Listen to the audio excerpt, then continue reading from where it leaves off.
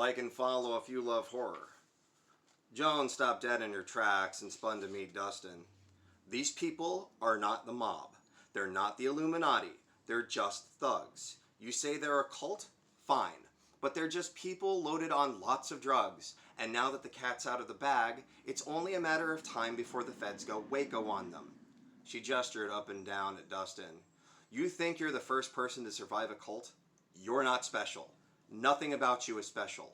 You're a wrong place, wrong time casualty. If you really want to live, you'll stop bothering me about it because right now I've got more reason to kill you than they do. Dustin nodded in defeat. He genuinely looked disappointed. There might have been something about all this that made him feel special. At that point, Joan looked up. What she saw changed her tune. There he was, Samuel, dressed like a state trooper, wandering up to people with that stiff smile, holding up a picture of Dustin. So far, they had not yet been made. You're not going to fucking believe who's here. Back into the sports store, Joan said, gesturing with only her eyes. Dustin made the mistake of looking up completely. As he did, an older woman was pointing in their direction. Samuel and Dustin made eye contact. Samuel smiled and leaned his head into the mic on his shoulder set. Joan grabbed Dustin by the hand and dragged him off into the sports store. She headed straight for the back and into the stocks room. A lone stock clerk was unpacking boxes into a display. Where's the loading dock? Joan barked. Hey, y'all can't be back here, the clerk responded dumbly. Joan latched onto the clerk's jaw with one hand and popped the lock of the can of bear mace with the other, then stuffed the spout into the clerk's mouth. Where the fuck is the loading dock? Eyes wide, the clerk just pointed. Joan and Dustin dashed into a long corridor that seemed like it led to the backs of all the department stores. A football field away, she could see the sunlight coming through the loading docks. The two bolted for the opening. Before they got close, something darkened the entrance. The two slowed to a stop. The sliding rear gate of the box truck could be heard. It produced a strange smell of ammonia. We should run in the opposite direction, Dustin said as they backed away. As they turned, there stood Samuel and three of his goons, all dressed like state troopers. Thank you for the call-in, Joan. We couldn't have found you so quickly were it not for that uncharacteristic sense of duty, Samuel said. He pulled up a dog catcher handed to him by one of his thugs. But let's not fool ourselves. You're not trying to do the right thing. You just want out. You want an alibi. He droned on and slowly walked forward. They won't offer you an alibi anymore. They'll just kill you or use you as an incubator, Dustin exclaimed hysterically, his breath erratic. Nonsense. I like you, Joan. You're my kind of scum. Just walk towards me, then walk right on by, and never look back. We won't stop you. His offer was more than an obvious trap, it was ludicrous.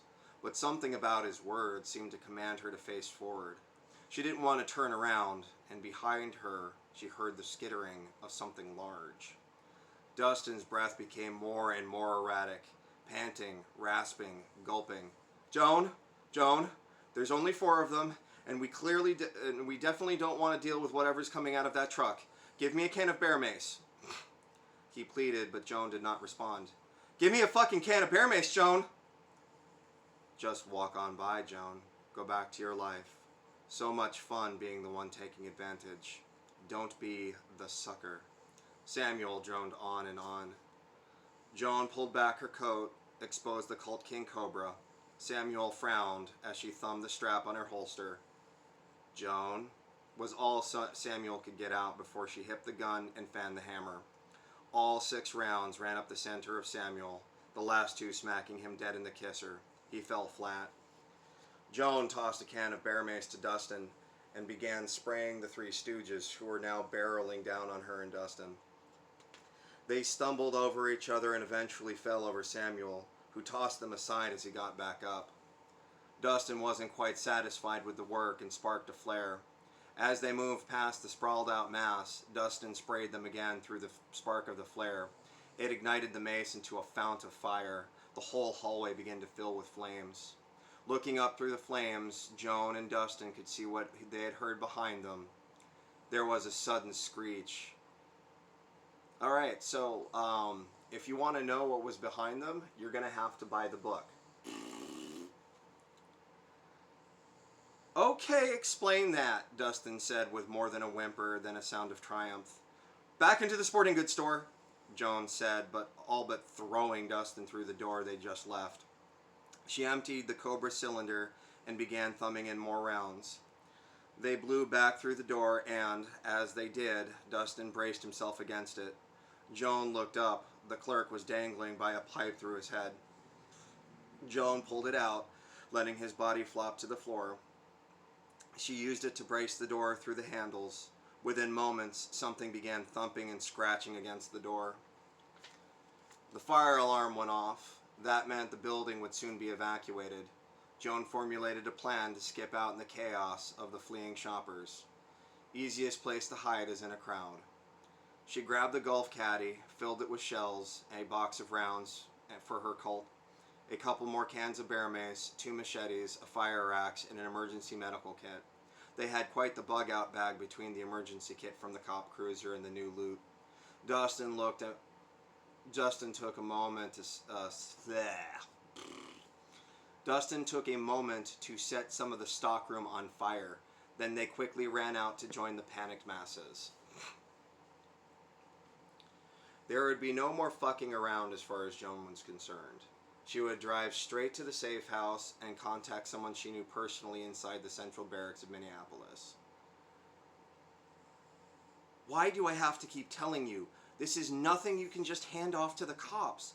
This is nothing you just walk away from. There's no going back, no saving your sanity. Just admit this shit is beyond all logic and maybe you won't die, Dustin spat out. All right, enough, Joan barked. This solicited a subtle scoff from Dustin. Congratulations, you convinced me. She barked again before breathing out deeply. Okay, you're right. We're up against things beyond our human imagination.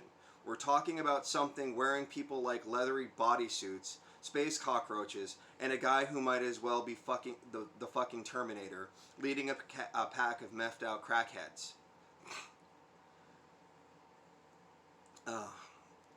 Dustin, this is too big for us, and we can't keep running. We have to go to the police. Oh, here we fucking go again. All we can do is run. Run as fast and as far as we can, Dustin retorted in frustration while rubbing his forehead. And go fucking where? Justin did her best not to raise her voice again, but failed and found herself barking at Dustin yet again. Go fucking where? I'm not running forever. I'm not running through tomorrow. This is officially bigger than you, and you don't get to make that choice anymore. We need the goddamn cavalry. This needs to end. Dustin sank in on himself. He rolled a bit on his side and curled up as much as he could. And it's bigger than me. I could still kick you out of this car and leave you to be food for God knows what those spider things are. But while we're on that subject, how about Trudy? How about the people who tried to escape before you? How about the people who tried to escape with you? What about those you met along the way? What about that family of 5? Those 9 cops? That clerk at Dick's? She shot Dustin a side glare. How many more you want to end up... How many more you want to add unless it stops with me? She sighed. I've got a safe house. Only 3 close associates know about it, and one of them is a Sergeant Dick at the Twins. I don't make it a point to trust a lot of people, so believe me when I say it, she's our gal. We hold over there for a couple of hours, then we get safe transport for you into the city. No more waiting, no more running. This ends tonight. Dustin started to cry like a big baby. Before Joan could think of what to say next, Justin was sobbing uncontrollably.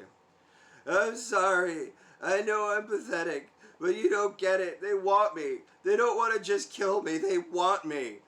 He was back to hysterics, only now sobbing and heaving enough to make Joan worry if she could keep the car on the road. It was the drugs. Like part of its mind were in the fucking drugs.